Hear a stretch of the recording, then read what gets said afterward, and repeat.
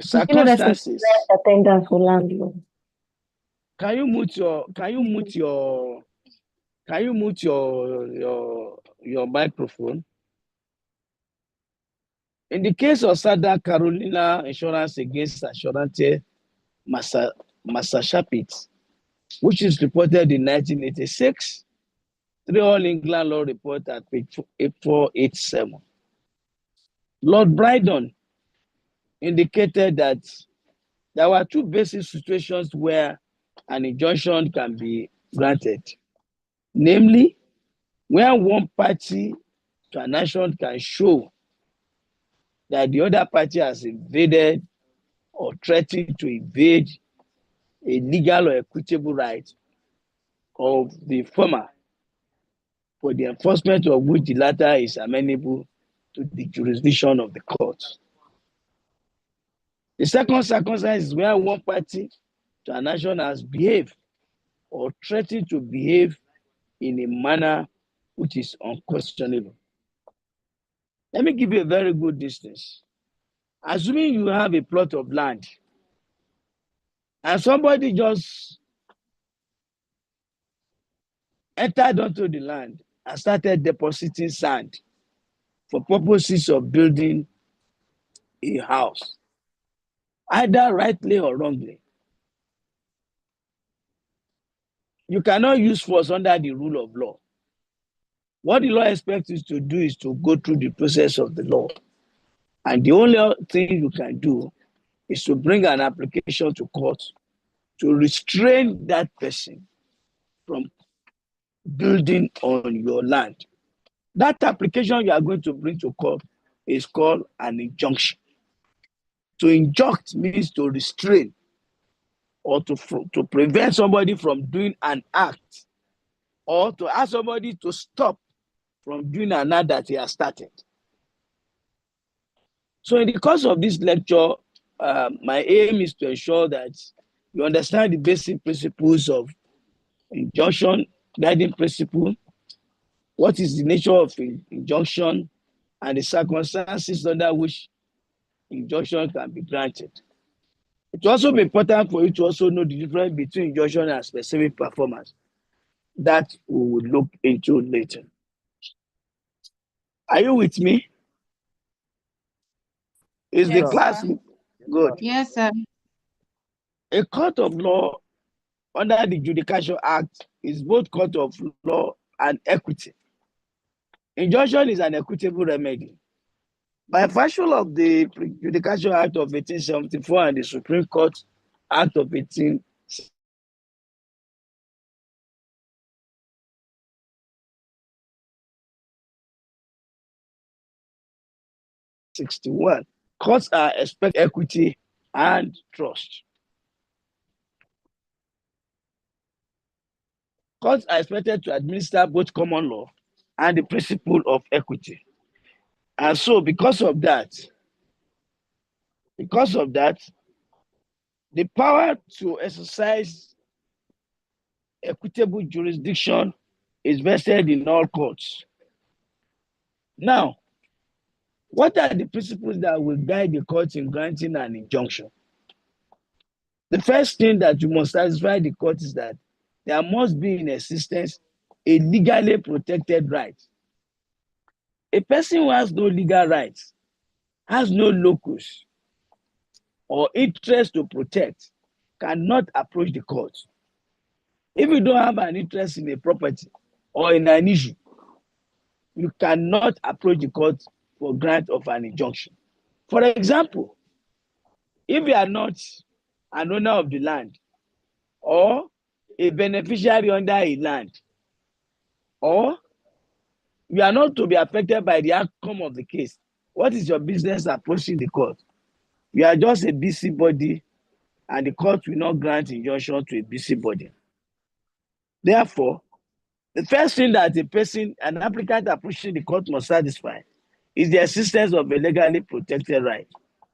I refer you to see the case of Obeya Memorial Hospital against Attorney General of the Federation, reported in 1987,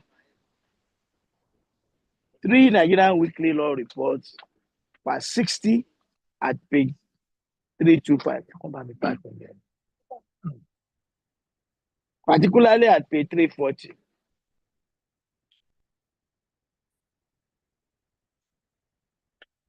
You can also see the case of Adams against Duke, an old case. 1927, 8 Nigerian Weekly Law Report, page 88, where Weber said, I am unable to find any substance in the statement of claim, nor can I find any legal demand or claim made for subscription or tribute or contribution as alleged. On this finding, there appears to be no legal cause of action. The claim for an injunction must fail. There is nothing to restrain, nor does any reason exist for an injunction. The court will do nothing will not restrain the defendant from making assertion, but there must be a violation, a real and restraint or substantial violation of some rights before a grant of an injunction can be granted. In other words, if your interest is not threatened or your property is not threatened, you don't have a legally property to be protected. There is nothing to restrain. You have no locus to approach the court. So the first principle that a party approaching the court must satisfy is that locus, that special interest to be protected. So cases are won from that first principle. The second thing you need to know about injunction is that injunction is discretionary in nature.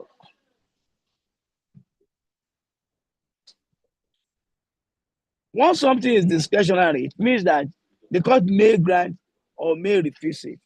But when the court is exercising its discretionary power, the judge must act judicially and judiciously. That is, must be with fairness to the parties. I want you to see the case of Amakiri against International Cigarette Company. 1986 Federal Court report at page 186. Other cases are cited in the handout. Another of injunction is an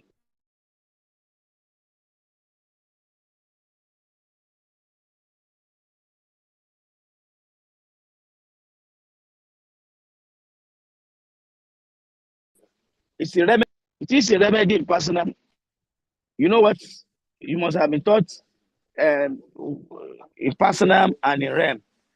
This is because the Court of Equity act in personam and will not suffer anyone within its reach to do what is contrary to the notion of equity, merely because the act being done may be in point of locality or beyond its jurisdiction.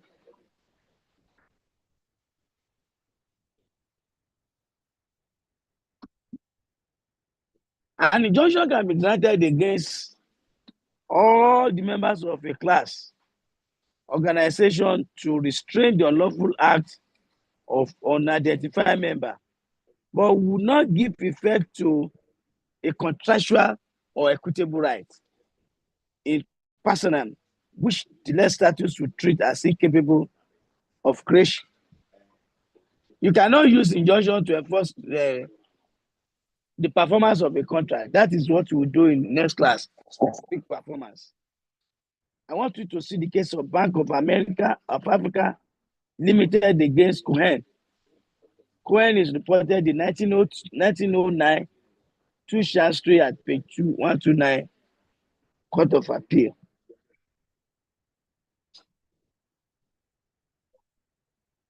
On the issue of interest and local standing, I want you to also see the case of Attorney General against Baston, 1957, 1 QB at page 517. And I advise you all to read the case of Koteye against Saraki. Koteye against Saraki is I'll give you the citation later. It's another important case on injunction.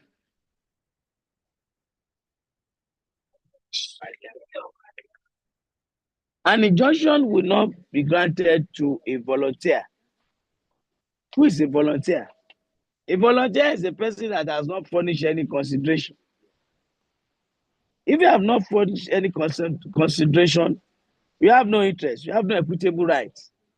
The court will not grant such an injunction.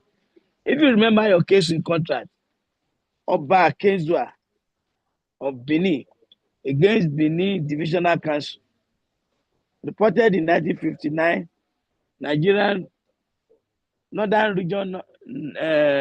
region of Nigeria Law Report at page 11, at page 1. The then High Court or Supreme Court said that an injunction will not be granted against a volunteer if you have not furnished any consideration.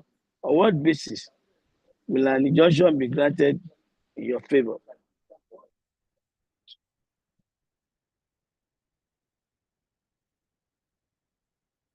Will an injunction be granted where there is nothing to be granted? For example, can you bring an application for injunction when a building has been completed? Of course not. Equity does not act in vain. Once an act has been completed, there's nothing to be injuncted. It becomes academics, it's puerile, it's of no effect. So equity will not grant, the court will not grant an injunction to restrain a completed act. There are so many cases like that. I want you to see the case of Eshugba Yeleko against Frank Maurice Badley. 1925, 6 Nigerian Law Report at page 65. See also the case of Awokpetu against Eleke.